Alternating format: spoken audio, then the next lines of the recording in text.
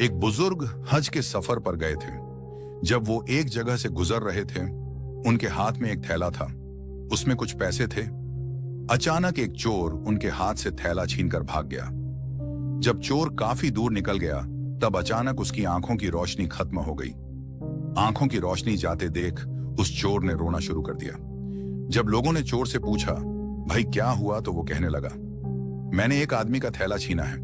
वह कोई बड्ढा अल्लाह का करीबी बंदा लगता है। मेरी आंखों की रोशनी चली गई। खुदा के लिए मुझे उसके पास पहुंचा दो ताकि मैं उससे माफी मांग सकूं। जब लोगों ने पूछा कि यह किस्सा कहां पेश आया, तो कहने लगा, फलां नाई की दुकान के करीब पेश आया। लोग उसको उस दुकान पर ले गए और नाई से पूछा कि इस तरह का कोई आदमी यहां से गुजरा है, आप उसे जानते हो?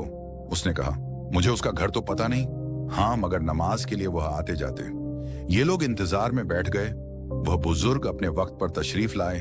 लोग उस चोर को उनके पास ले गए तो उस चोर ने जाकर उनके हाथ पांव पकड़ लिए कि मुझसे गलती हो गई, गुनाह हो गया, नादिम हूं, शर्मिंदा हूं, मेरी आंखों की रोशनी छिन गई।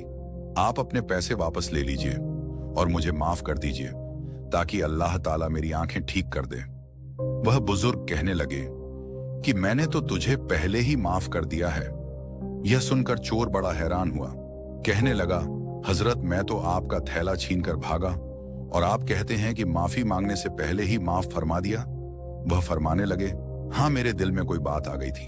फरमाने लगे, मैंने एक हदीस पढ़ी जिसमें नबी अकरम सल्लल्लाहु अलैहि वसल्लम ने फरमाया कि कयामत के दिन जब मेरी उम्मत का हिसाब पेश किया जाएगा तो मैं उस वक्त तक मीजान के करीब रहूंगा जब तक मेरे आखिरी उम्मती का फैसला नहीं हो जाता।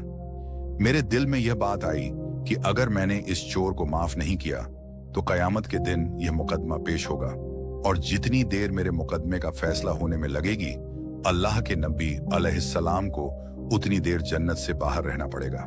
इसलिए मैंने माफ कर दिया कि न तो मुकदमा पेश होगा, न ही मेरे महबूब को जन्नत में जाने में देर लगेगी।